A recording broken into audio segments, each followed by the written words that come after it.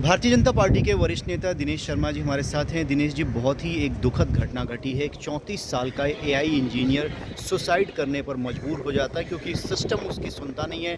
Court में जाता है, कोर्ट में सुनवाई नहीं होता, इसलिए उसने मौत को गले लगा दिया। बड़ी दुखद और हृदय विदारक घटना है। और मैं समझता हूँ कि ये जीवन के उस कटु सत्य को दर्शाता है जिससे कभी कभी आम व्यक्ति को गुजरना पड़ता है। व्यक्ति न्याय की आशा में पारिवारिक एक दायित्व होते हैं उनको निर्वहन के बाद भी कभी कभी अन्याय का पात्र बन जाता है और वहीं से उसकी एक तरीके से अवसादपूर्ण जिंदगी का प्रारंभ होता है।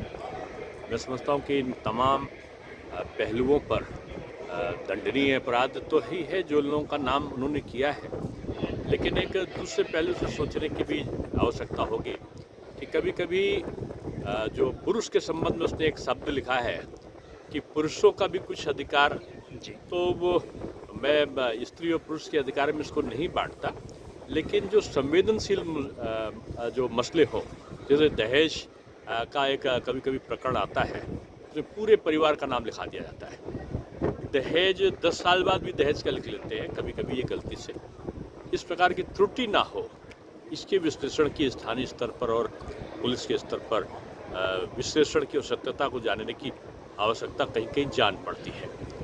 एक दुखद घटना है, नहीं होनी चाहिए। एक आखिरी सवाल सर, उसने लिखा है कि मुझे न्याय मिलना चाहिए क्योंकि वो कोर्ट भी गए, कोर्ट में भी इस तरीके के मामलों में जो देखिए, मेल होते हैं। माननीय न्यायालय के संदर्भ में मैं टिप्पणी नहीं कर सकता, लेकिन उसने जिस दुखद परिस्थितियों में अपने को मौत को अंगीकार किया है, ये एक ऐसा पक्ष है जिसमें सभी को सोचने के लिए मजबूर कर रहे हैं कि इन परिस्थितियों में अन्य व्यक्तियों को ना गुजरना पड़े, इसके लिए क्या व्यवस्था होनी चाहिए, इस पर चिंतन जरूर है। चलिए, अन्य व्यक्तियों को इस तरीके की परिस्थितियों से ना गुजरना पड़े, इसीलिए सभी सिस्टम को इस पर सोचना चाहिए। रविकांत राय, टाइम्स ऑफ भारत।